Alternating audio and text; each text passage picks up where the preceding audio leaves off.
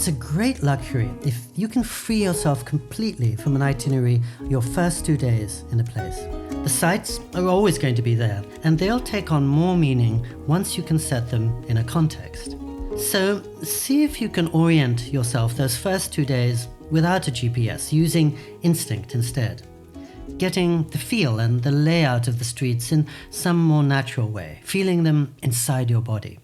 Start to create your own personal homemade map on top of the one you've downloaded.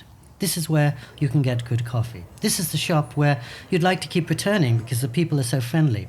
This is what's going to be your local laundromat. Sit outside and sketch or make a recording of sounds or of your words for a friend. Write a letter to best catch what's around you for the people you love. You don't really need to communicate much with them till you get home, but think right now about what you might want to share with them when you do tell them about your experiences. Maybe that'll help you highlight and press deeper into what is most deeply affecting you. I choose to travel without a cell phone, so I can keep my eyes open to everything around me. I try on the road to check my emails just once a day, often at internet cafes, since I want to be as much as possible with all I couldn't experience at home. If I have just 30 minutes in the astonishing Tiger's Nest Monastery tucked into a cliff at 10,000 feet, I don't want to be looking at a screen. If you don't feel comfortable walking around a town, take a bus or a subway ride to the end of the line. And if even that feels unsettling, find some safe place where you can sit, maybe even a hotel lobby. Just let your destination come to you. Absorb. Listen. Say as little as possible. You can best talk back to the place once you know a little bit about who and what it is. I often dress down when I'm traveling and try to pass as a local. I don't carry a guidebook or a camera, anything that's going to mark me out as a foreigner. And I often remain silent, which is of course one advantage of being alone.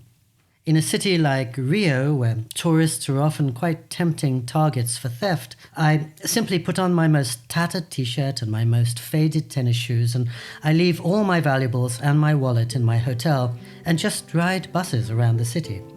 I think most of the people around me assume I'm Brazilian, maybe from out of town, which really is the highest compliment of all.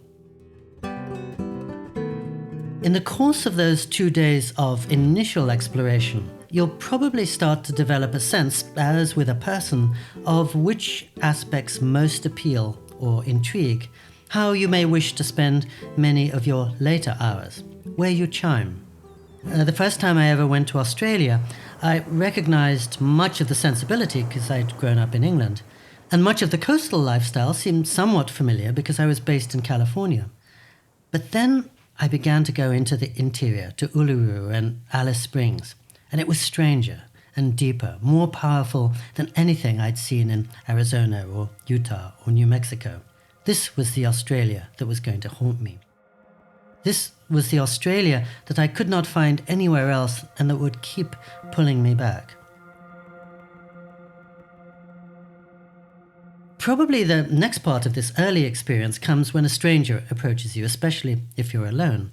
It's not always wise to say yes to everything, but that doesn't mean you have to say no. Get a sense of what he's after. Ask him questions about his life. See how you can maybe break down a little the implicit imbalance between a visitor, who's often quite privileged, and a local. My very first morning in Havana, a fairly fluent English-speaking character started chatting me up. He realized I had to be a foreigner because I was staring at a weird modern building along a main street. Of course, I realized he wanted something out of me. He very quickly asked if I would give him my passport so he could try to leave the country. But I also saw he was bright, he was interesting, and he was kind. And so when he invited me to a popular Soviet restaurant, this was before the wall came down, I knew it would be a much more fascinating experience than I'd have alone, even if I had to pay for both of us. And very soon, Carlos was opening doors for me all across town, introducing me to friends, filling me in on daily life for Cubans. He was inviting me to stay in his house, telling me about places I would never have known about otherwise.